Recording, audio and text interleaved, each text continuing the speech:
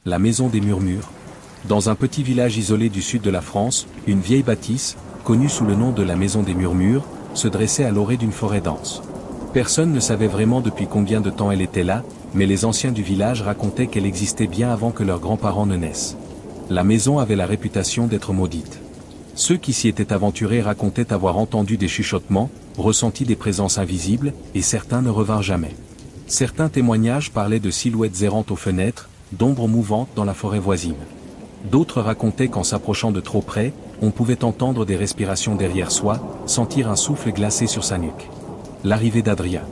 Un jour, un jeune journaliste nommé Adrien Morel décida de découvrir la vérité sur cette maison. Spécialisé dans les affaires paranormales, il était convaincu que les légendes cachaient une réalité plus terre à accent grave-terre. Il loua une petite maison dans le village et commença son enquête. Dès qu'il mentionna la maison des murmures aux habitants, leur attitude changea. Certains refusaient d'en parler, d'autres le suppliaient de ne pas s'y rendre. Une vieille femme, Marie, lui raconta que tous ceux qui avaient osé entrer dans cette maison avaient été marqués par une malédiction. Un ancien du village lui raconta qu'il avait perdu son frère après qu'il ait osé franchir le seuil de la maison. On ne retrouva de lui qu'une chaussure, posée soigneusement devant la porte. Il évoqua également des villageois qui, après avoir pénétré dans la maison, avaient été retrouvés errant dans la forêt, murmurant des paroles incompréhensibles, les yeux hagards. Adrien fit la connaissance de Thomas, un autre passionné de paranormal qui avait déjà enquêté sur la maison. Ensemble, ils décidèrent d'y passer une nuit entière, équipés de caméras thermiques et d'enregistreurs de fréquences électromagnétiques. Ils furent rejoints par deux autres enquêteurs, Léa, une médium capable de ressentir les esprits, et Julien, un sceptique passionné de sciences occultes, qui voulait prouver que tout pouvait être expliqué rationnellement. Ils firent également la rencontre de Mathilde, une historienne locale, qui leur fournit d'anciens manuscrits relatant les tragédies survenues dans la maison au fil des siècles. Des meurtres inexpliqués, des familles entières disparues sans laisser de traces.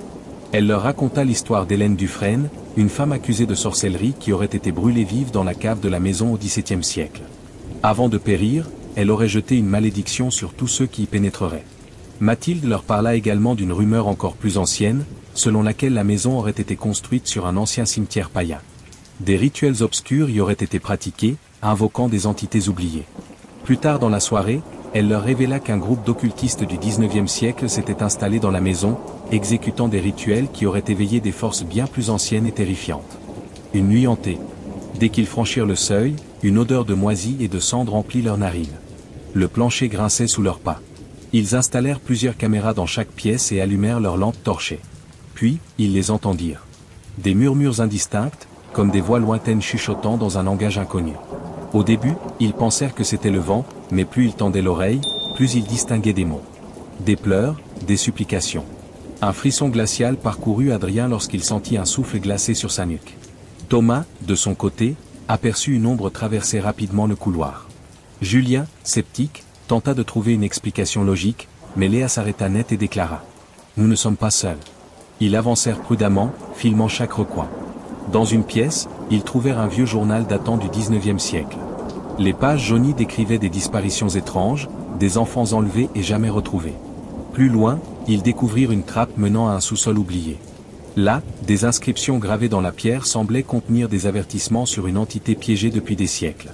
Dans une autre salle, un berceau ancien bougeait légèrement.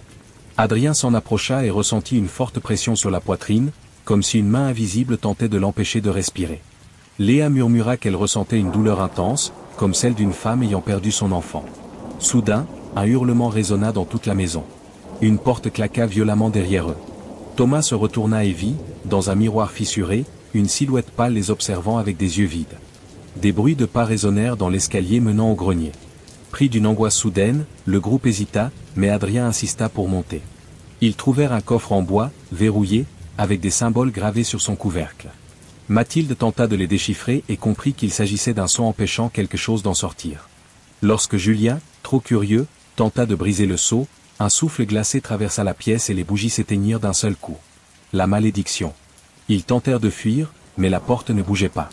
Un vent glacial s'engouffra dans la pièce et une force invisible les projeta contre le mur.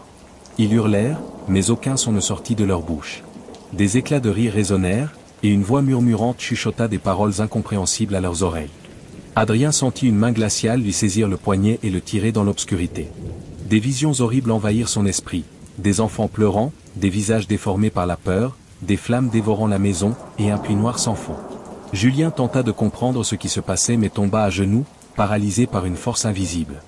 Léa, en transe, répéta sans cesse. « Ils veulent qu'on reste ?» Thomas tenta d'agripper son ami, mais Adrien disparut sous ses yeux. La pièce s'effondra sur elle-même et Thomas, paniqué, finit par s'évanouir sous l'intensité des murmures devenus assourdissants. Une disparition mystérieuse. Le lendemain matin, les habitants du village trouvèrent Thomas et Julien errant près de la maison, couverts de griffures et incapables de parler. Léa, quant à elle, fut retrouvée inconsciente mais murmurant des phrases dans une langue ancienne. Depuis ce jour, chaque nuit, une nouvelle voix s'ajoute au chuchotement de la maison des murmures. Certains disent qu'on peut encore entendre les cris d'Adrien à travers les murs, suppliant d'être libérés. Thomas et Julien quittèrent le village et disparurent des radars, hantés par ce qu'ils avaient vécu. Léa, quant à elle, ne reparla jamais de cette nuit, mais son regard était changé à jamais. Vous avez aimé cette histoire? Alors abonnez-vous à la chaîne, activez la cloche et partagez avec vos amis pour encore plus de frissons.